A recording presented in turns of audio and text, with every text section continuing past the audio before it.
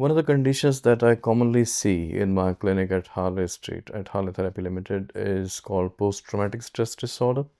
And as the name suggests, that it is a condition which affects people quite badly after suffering a significant trauma in their life. If you look at the history of post-traumatic stress disorder, you would recall that this was a diagnosis which was mooted back in late 60s, early 70s during Vietnam War. And initially, even in World War II and World War One, it was named as shell shock syndrome. Lots of soldiers were medically discharged after returning from war, particularly when they were in the acute stage of shock and numbness, and they could not use their skills of fighting back. These soldiers were removed and then they were left, and many were lost. US veterans started looking at disability caused by this particular phenomena, and then more research went into it. And over a period of time, it was realized that PTSD does not only belong to a specific category of professional, but it can happen across at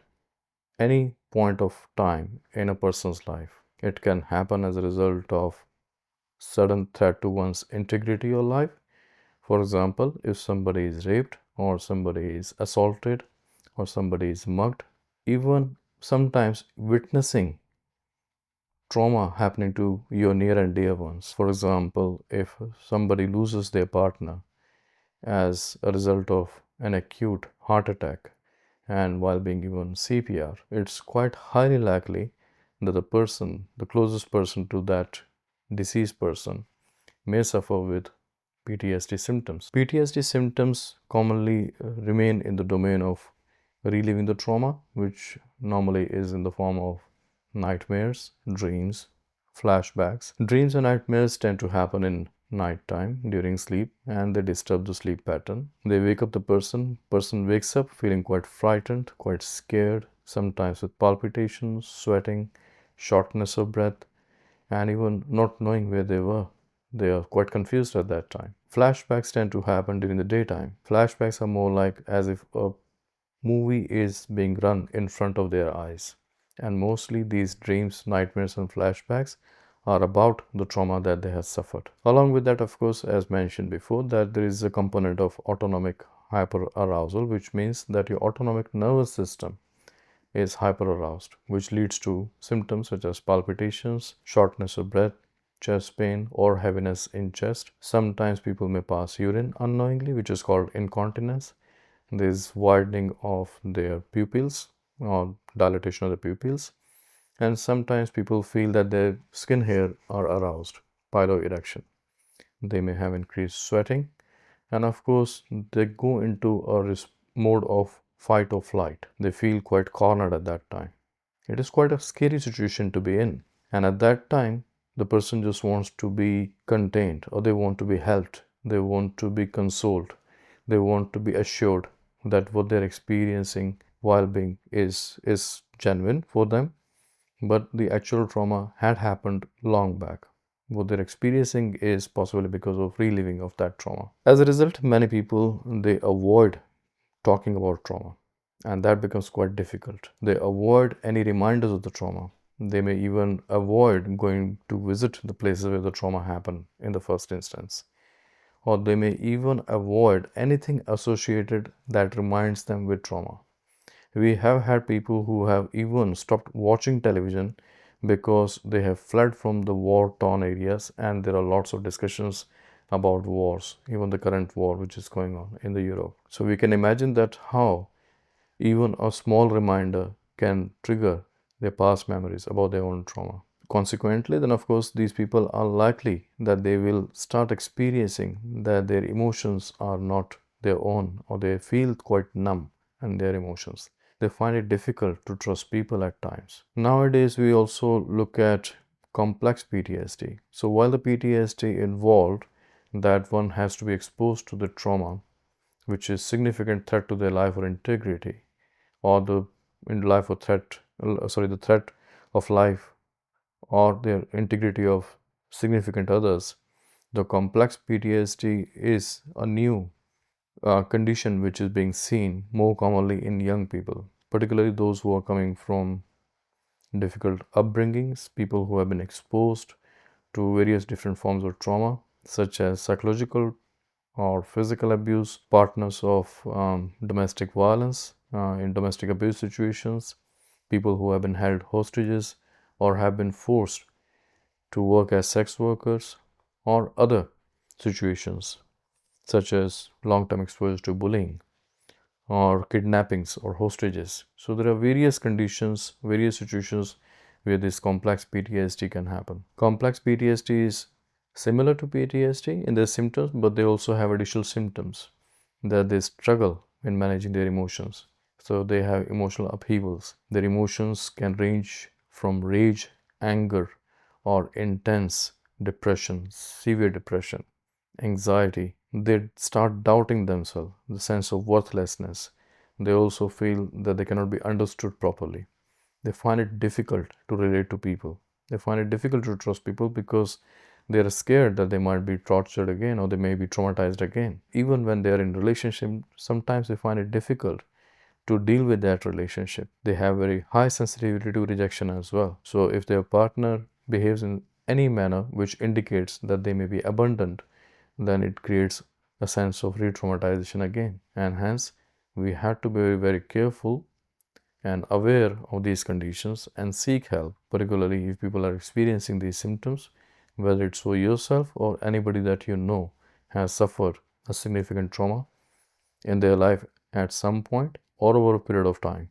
Treatments for PTSD involves lots of things, such as we could look at the option of first of all assessing if there is any other comorbid conditions, because PTSD or complex PTSD does not exist alone. People start using drugs and alcohol to self-medicate or manage their emotions or to reduce their anxiety. Commonly used medications or for abuse are benzodiazepines, alcohol, cannabis, and others. So treating those conditions will be equally important simultaneously as we're treating PTSD. Similarly, PTSD can also present with depression, severe depression, anxiety, and sometimes because of the shame and guilt during the trauma, what has happened, for example, following a rape, people can develop other symptoms such as obsessive compulsive disorder, obsessive doubts about their cleanliness or being dirty, and compulsive rituals of cleaning themselves. Sometimes people can present with self-harming behaviors, such as by cutting themselves superficially, or it could be by taking an overdose of the medication. They may also present with acute psychotic symptoms. So the other conditions need to be assessed as well. They need to be treated as well. There is no drug treatment for PTSD, though some new research is coming up about use of different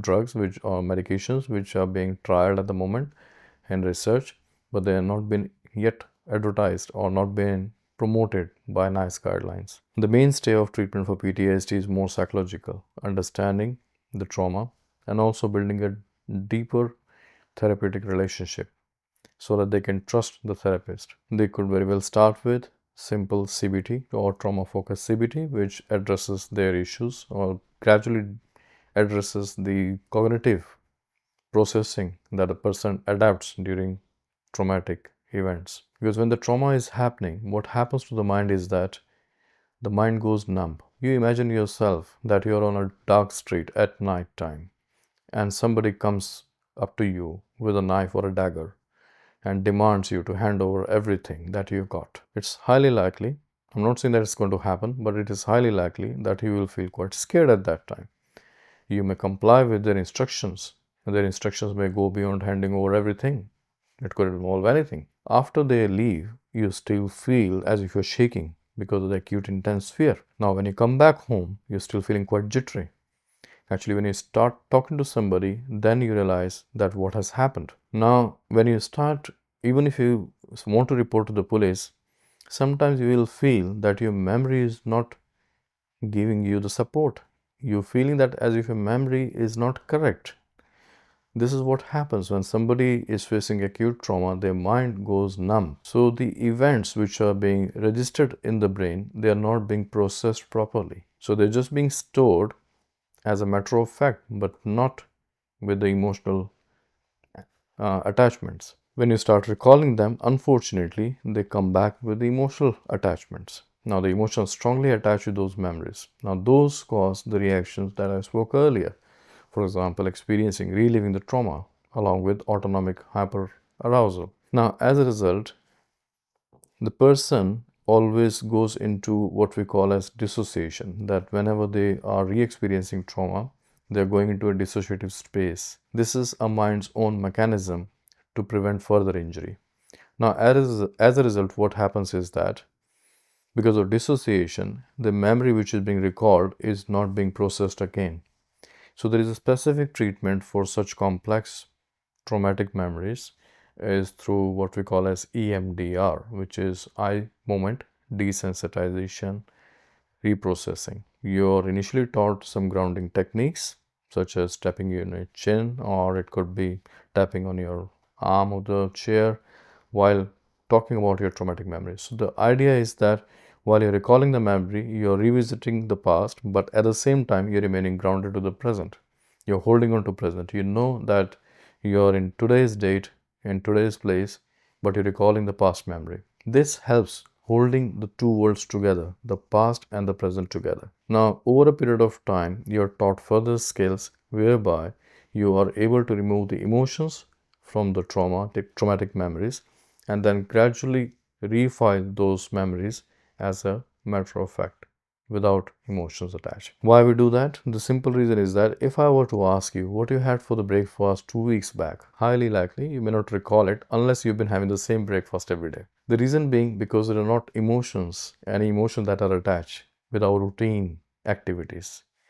But when it comes to emotional activities, then of course you will recall that you will remember your first insult in your life, or first moment of your life when you felt embarrassed, or first time if anybody praised you in front of public, because those are highly emotional memories. Now, the reason for EMDR treatment is this, that we try to help people reprocessing, reaching out those traumatic memories from deeper subconscious or unconscious level, bringing them to the forefront of conscious mind, and then reprocessing them and refiling them again, so that people are able to move on.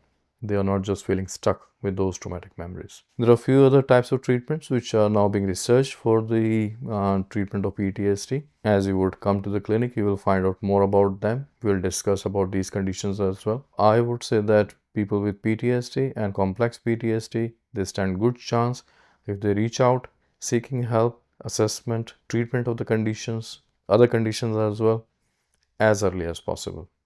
More you delay it, more it becomes difficult to treat these conditions.